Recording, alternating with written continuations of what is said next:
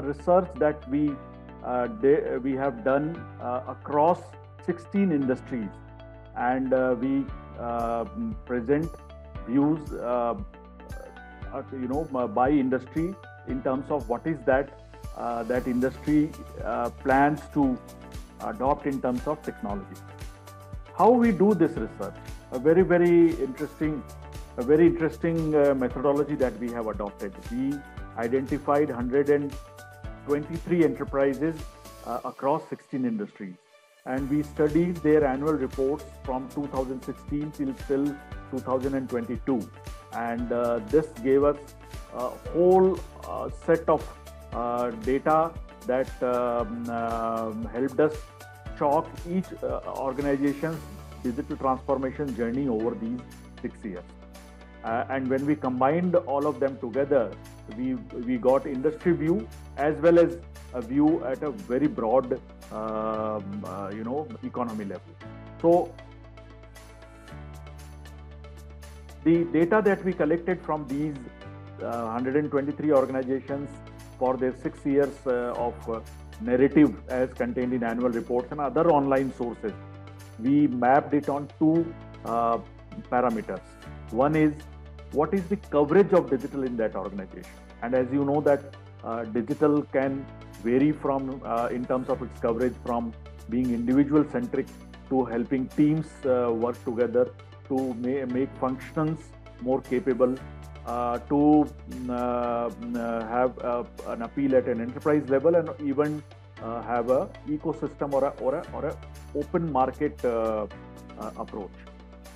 Similarly, the evolution of digital can move from the earlier wave of IT in terms of baseline automation being integrated together, which is baseline plus, then digital build-up, which is in terms of identifying each pillars of the emerging technologies and start building them in terms of localized use cases, to digital convergence when the pillars start converging. So mobility and analytics, or cloud and analytics, or mobility, cloud and analytics, they start converging not only with themselves but also with the baseline IT infrastructure and applications that exist. And finally, how it can become and support an open market digital ecosystem. We can map each organization on these two parameters. But what we did was, we are going to show you here how 16 industries get mapped in terms of their progress on these two parameters. And the yellow line, which two lines that you see in between, is where all industries put together converge. So that's the average of averages. So this is how the 16 industries map. While we have NBFC and banking at one extreme, so they are the most forward. Still not, they are collectively a lot of room for them to become more digital. But yes, relatively they are forward, followed by insurance, auto, and CPG. And there are certain others like infrastructure and construction, discrete manufacturing, media and entertainment, power and utility, which are laggards. And then there are a whole set of industries which are hovering around the average. So if you look at logistics and retail, logistics and supply chain, it is somewhere near the average, which means that a lot of work has been done, but a lot more is required. So this gives us, a collective industry perspective in terms of their relative position on this matter. With specific to logistics and supply chain sector, so across the 16 industries, we identified that there are 16 areas in which enterprises are spending or taking up projects in terms of becoming digital, and they belong to three layers. First is the underlying technology layer, then comes the process layer, and then the business layer. And we mapped these 16 for each industry.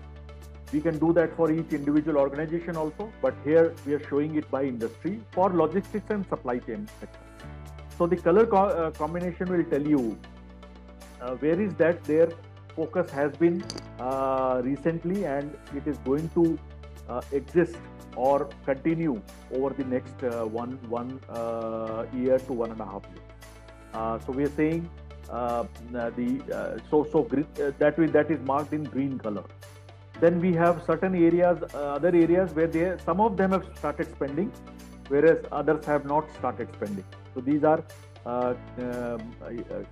you will be seeing them in yellow color. And then there are others where they are not spending or they are not expected to spend on those areas in the next 1.5 to 2 years, which is in gray area.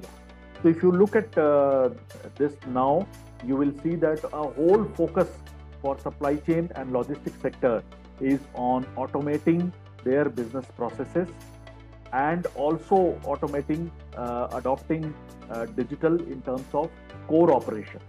How can they embrace newer technologies like drones, IoT, other breakthrough technologies in terms of further adding on to the process layer automation. And of course, at the top is digitalized supply chain, which is how organizations can collectively work across the supply chain. Having said that, let me now show you how is the spending going to happen in this sector. So we expect that after having seen a 3% growth in 2021, this sector is now going to pick up in terms of its spending, but it may not come to the level, the pre-COVID level in terms of its IT spending growth, but there will be a decent IT spending growth of 7 to 9%. What are the, so we saw those 16 areas. Now there are these 6 areas where we see the organizations that we studied, and they are basically the bellwether organizations in the logistics and supply chain sector. They are the best organizations that we have studied. And where are they spending? 6 areas. Let me quickly go through them. Building platforms for service for customers, partners, suppliers, and for compliance. How an end-to-end service platform be built in terms of providing not only services but also visibility into the processes for the different stakeholders. What you need to do in order to achieve that is have a very strong data play, and this data play cannot be done with the archaic infrastructure and architecture that they have been working. So they need to have focus on data architecture and infrastructure. Another important aspect for logistics and supply chain is, because it is one organization cannot work in isolation, you have to work with others in a collaborative manner. How do you put information exchange platform where information exchange can happen seamlessly between organizations? Not only through Excels and other manual interventions, but how can it be more and more automated? How can you embed emerging technologies like AI, ML, big data analytics across the value chain so that newer and innovative use cases can be supported? How can you embrace autonomous and electric vehicles, automated fleet management, automated warehouses? How can you achieve, track and trace in terms of assets and the things that are moving? Also, in order to support it, newer skills are required. So how do you build an HR management that supports employees? That is like the first one, platform for services, but also build a learning system for them to continuously learn. And finally, how can you have IT layer, IT and applications layer, which is highly automated and well managed and well secured? So these are the 6 areas where we see work happening. We are not saying that it has happened. For example, autonomous and electric vehicles is something that has just started. Automated fleet management is little more matured. Automated warehouse is a huge work that still remains to be done. So these 6 areas are the ones where we see that logistics and supply chain organizations will spend in 2023. So that's from my side.